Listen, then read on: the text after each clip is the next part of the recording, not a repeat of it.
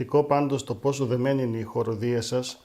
Σας ακούμε πολλές φορές και στις διάφορες ακολουθίες, αλλά και εδώ στην πρόβα που κάνατε και εδώ ήσταν πολύ δεμένοι σαν μια φωνή. Αυτό πώς το καταφέρνετε? Δεν υπάρχει άλλη συνταγή. Είναι πρόβες και πρόβες. Με τις πρόβες τις πολλές επιτυχάνεται ο συγχρονισμός, αλλά και ο συγχρονισμός ακόμα δεν είναι το ζητούμενο. Και αυτό όταν επιτευχθεί ξεπερνιέται σιγά σιγά στο ίδιο κομμάτι για να πάμε στην ελευθερία.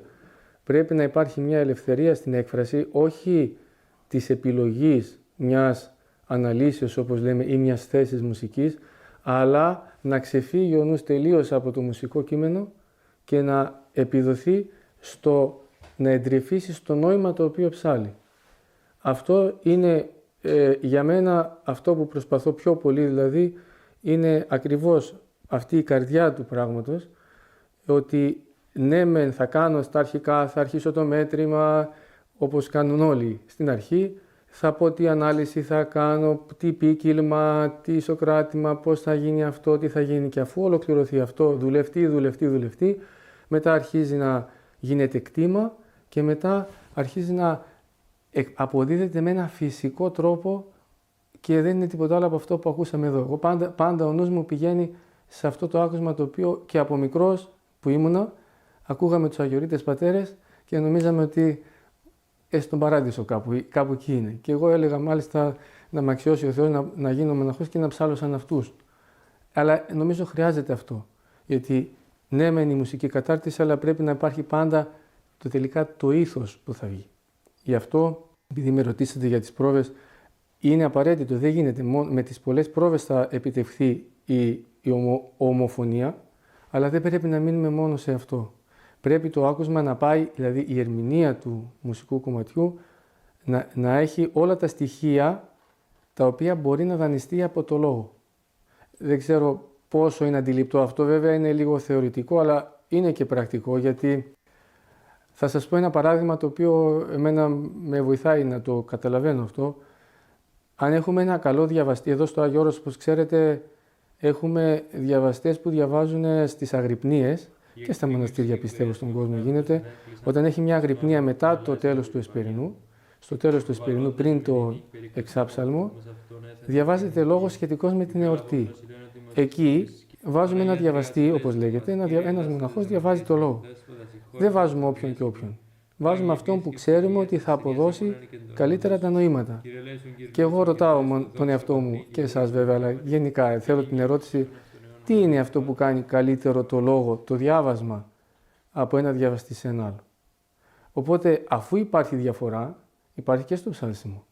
Δηλαδή, το ψάλσιμο, επειδή συμμετέχει και ο λόγος και η μουσική, βλέπετε το τραγούδι είναι μόνο, δεν είναι μόνο βέβαια αυτό, αλλά κυριαρχεί ο ρυθμός στο τραγούδι, είναι αυστηρός ο ρυθμός.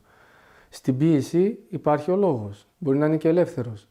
Αλλά στην εκκλησιαστική μουσική, γιατί αυτό είναι η βυζαντινή μουσική, η ρωμαϊκή παράδοσή μας, όπως σωστά πρέπει να λέγεται, αλλά βέβαια επικράτησε όλος για να συνεννοούμαστε, λέμε βυζαντινή, είναι ότι χρησιμοποιεί και τα στοιχεία της ρητορίας και τα στοιχεία της μουσικής.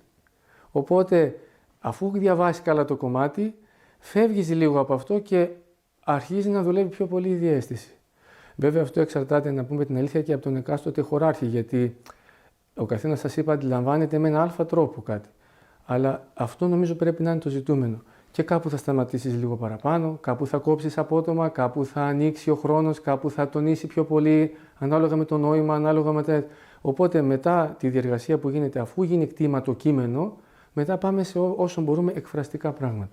Εκφραστικές, επικοινωνικά ή ξέρω κι εγώ σε θέμα πώς θα κυλήσει το κομμάτι, όπως λέμε, πώς ρέει το κομμάτι μες στον χρόνο, σαν μία αφήγηση.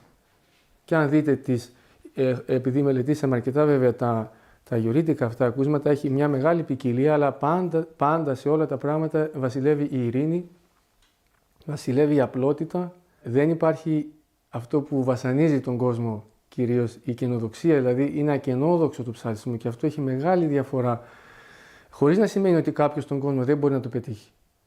Αλλά και ένας παππούς εδώ στο Άγιο Όρος που κοιμήθηκε το 2015, που ήταν παλαιός Αγιορείτης, κοιμήθηκε 80 τόσο χρονών, και είχε μεγάλη πνευματική κατάσταση. Σας το αναφέρω αυτό γιατί είναι πάρα πολύ σημαντικό για μένα και για τη μουσική και αυτό προσπαθούμε εδώ.